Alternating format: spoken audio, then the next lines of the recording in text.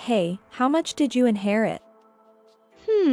I received a bank deposit with roughly $5 million in it, but the husband grinned at the mention of $5 million.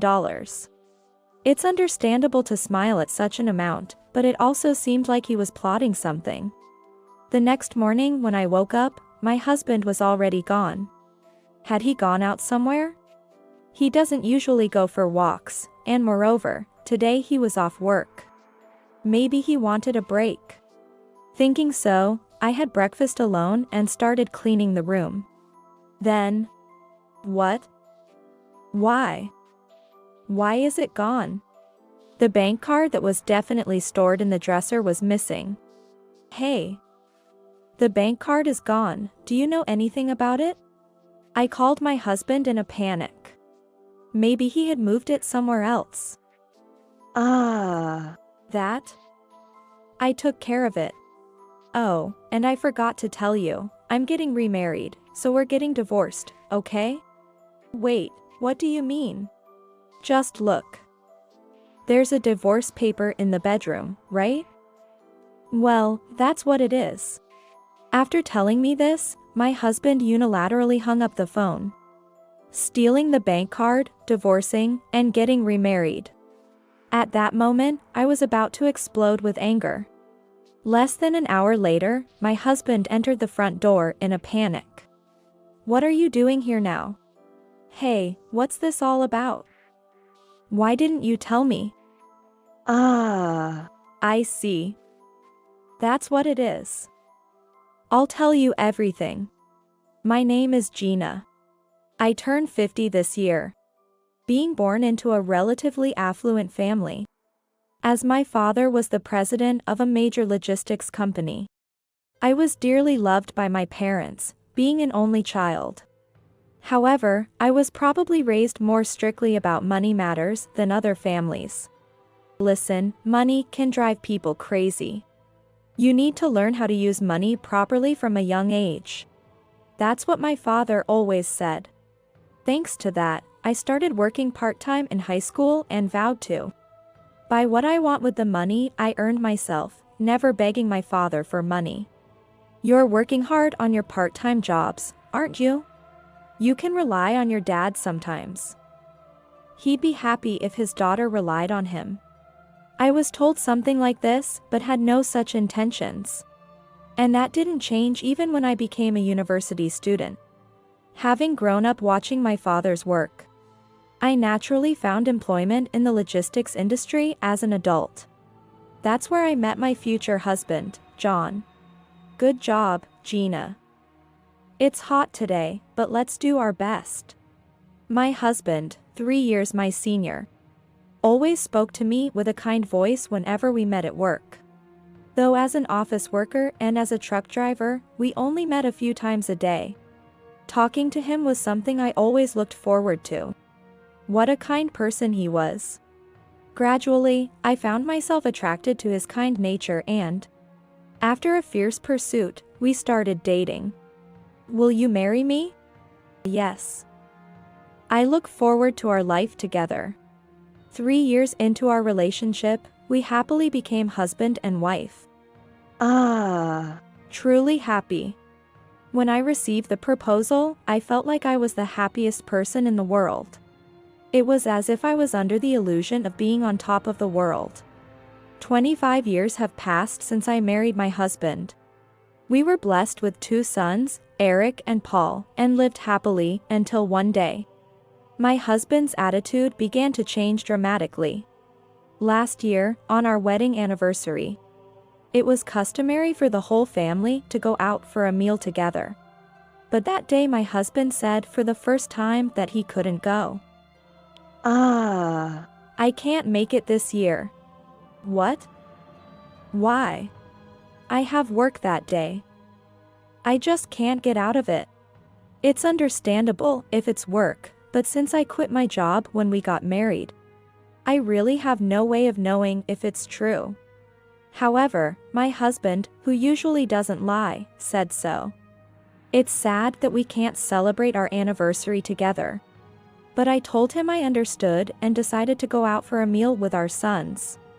On the day of our anniversary, respecting our younger son's wish, we went to a fancy Italian restaurant place about 30 minutes away from our home by car. This is awesome. The pasta we have at home from the supermarket is nothing compared to this. Stop it. You're embarrassing me. While enjoying a rare family meal, I thought I saw a figure resembling my husband outside the restaurant. John. Mom, what's wrong?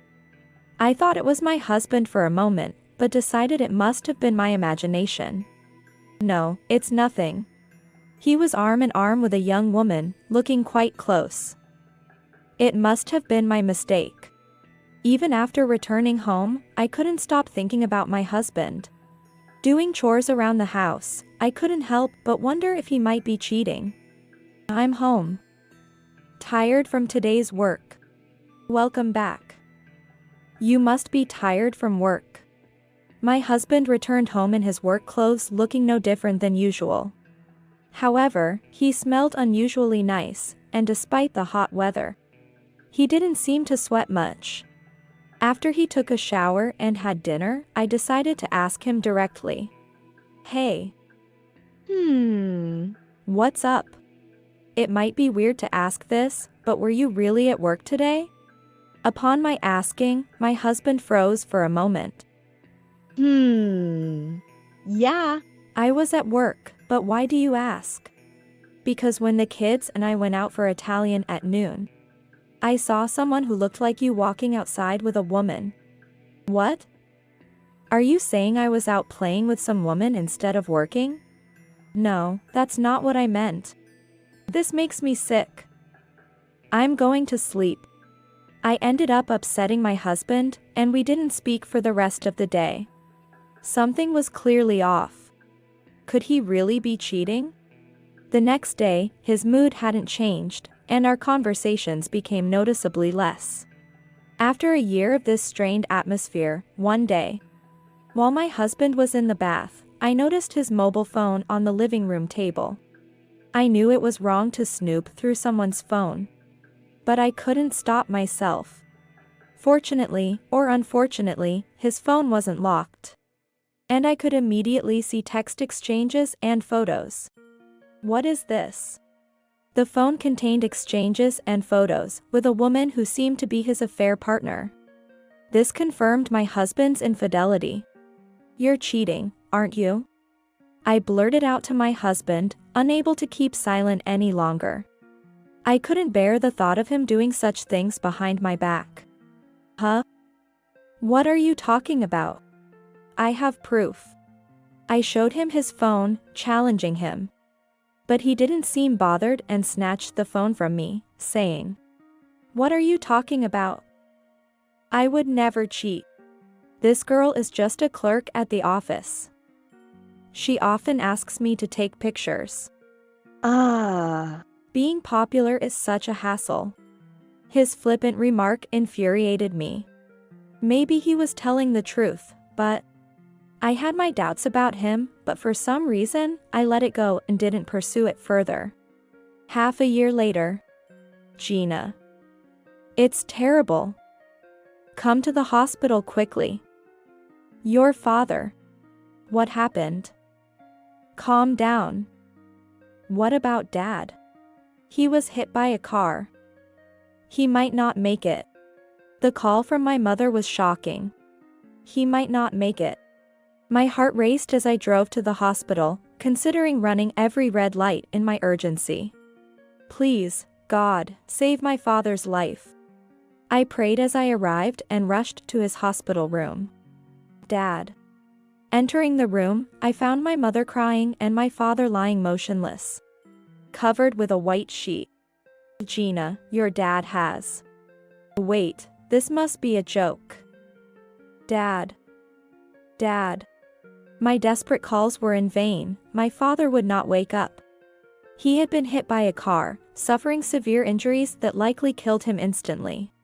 His body was covered in bruises, but fortunately, his face remained unscathed, making it seem like he was just sleeping.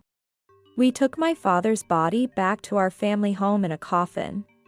and immediately started planning the funeral. I informed my husband and children of his death and asked them to attend the funeral. Many people, including colleagues and longtime acquaintances of my father, attended the funeral all the next day. Realizing how much my father was loved made me tear up again. The funeral went smoothly, and we were able to send my father off to heaven without any issues. I'm sorry to bring this up at a time like this. It's about inheritance. She approached me with a bank account stuffs in hand as we were leaving the funeral service. What's this? Your father's will.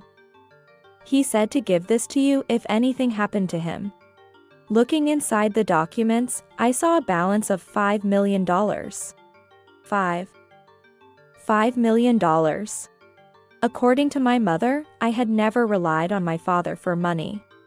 However, he had been depositing money every month for me, just in case something happened. So that's what he was doing. Thank you.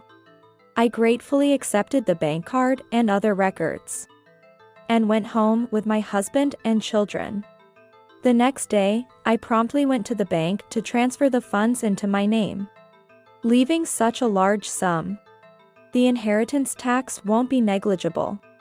Thinking about this, I returned home and stored the bank card in my dresser.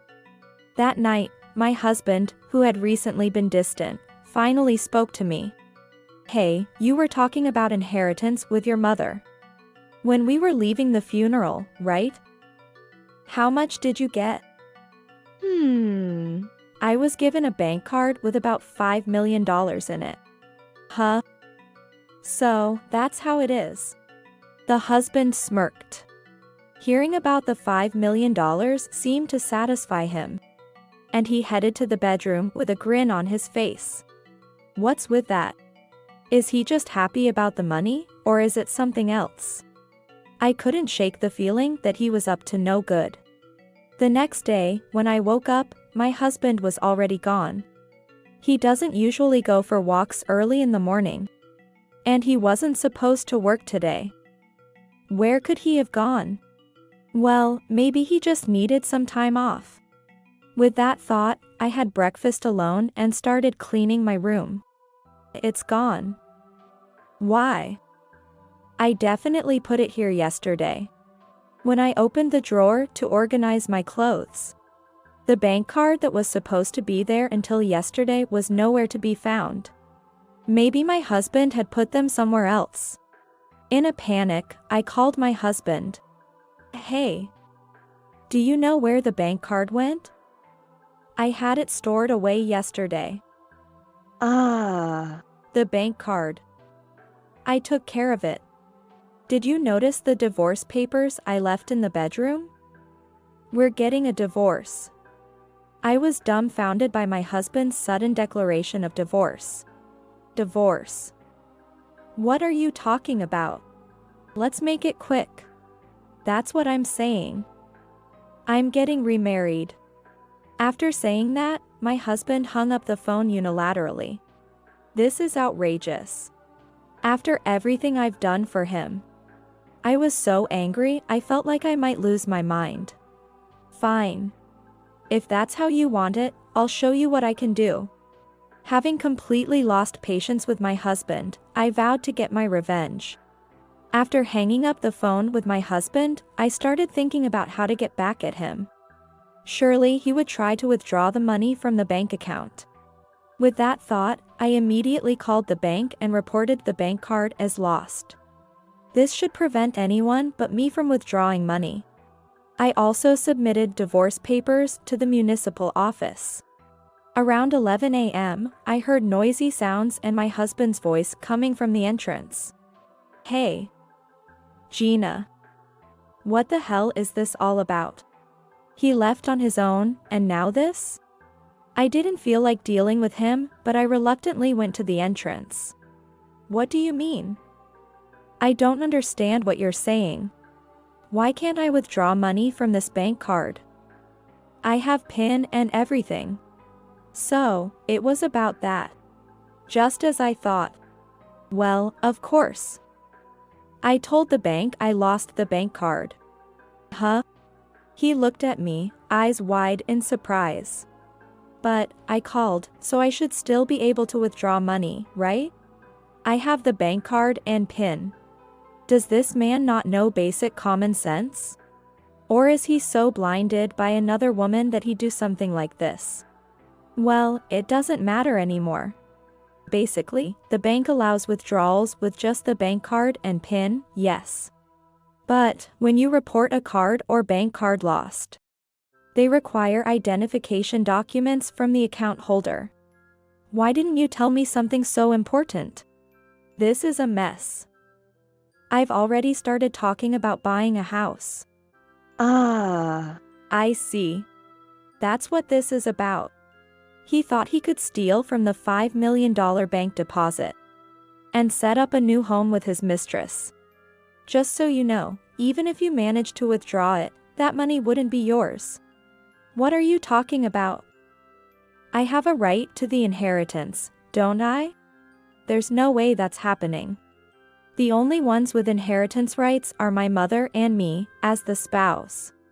Upon hearing this, my husband's shoulders slumped in disappointment. So, can't I get at least half? I wish he would stop talking nonsense. After all, he's the one who brought up divorce, and yet he remains so selfish. What? No way. We're already divorced. Divorce can be cancelled anytime. It's impossible. I've already submitted the paperwork to the city hall. Even so, we should be able to divide the property. He continues to frustrate me to no end. Reaching my limit, I raised my voice at my husband. Enough already. An inheritance split? There's no way that's happening. You were the one who wanted a divorce because of your affair. And you were the one who unilaterally handed over a divorce paper without discussing any terms. We are strangers now. Shocked by my sudden outburst, my husband became silent, looking down. He must have thought he had a chance talking about property division. But there was no chance at all. If you still want to talk about dividing property, let's continue this in court. I'm ready to fight as much as you want.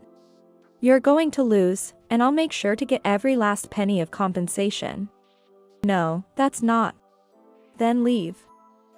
And never show your face here again. I pushed my husband's body, shoving him out the door. I expected him to resist or make a scene at the entrance, but he just walked away quietly. Mom? What happened? My yelling must have woken my eldest son, who came out rubbing his eyes. I told my son about his father's affair and that it led to our divorce. That's what happened. I'm sorry. So that's it. I'm fine with it. I never liked Dad much anyway. Paul and I will help around the house. Don't overdo it, Mom. Tears flowed from my eyes at my son's kindness. 2 weeks later, I consulted a lawyer. My husband claimed that the woman was a coworker. But it turned out to be a lie. He met her at a bar. He apologized to me, crying, saying, I never intended to marry her. I couldn't help but laugh at that. In the end, it seemed my husband had deluded himself into thinking he could marry his mistress. Betraying his family and acting selfishly had finally caught up to him. I felt completely justified in my feelings towards my husband. A month later, in the peaceful home now without my husband, my second son handed me a letter. This was in the post box. There's no sender's name, but it's addressed to you. I wonder what it is. Thank you. Recognizing my ex-husband's handwriting immediately, the letter read, I'm truly sorry for having an affair and not considering my family. It happened because I got carried away with a girl I met at a bar that I visited with a coworker. I've avoided jail by pleading a first offense, but I deeply regret my actions. I've lost my job and am now working earnestly every day at a construction company that used to do business with us. If you can forgive me, I'd like to start over with everyone. If you're willing, please call me Sigh. What is he thinking now? I have no intention of getting back together with my ex-husband. I threw the letter in the trash and went back to watching TV. Though the stolen bank card was never recovered, I went to the bank to have them reissued, so my father's precious inheritance is safe. I plan to use it carefully for my children's future.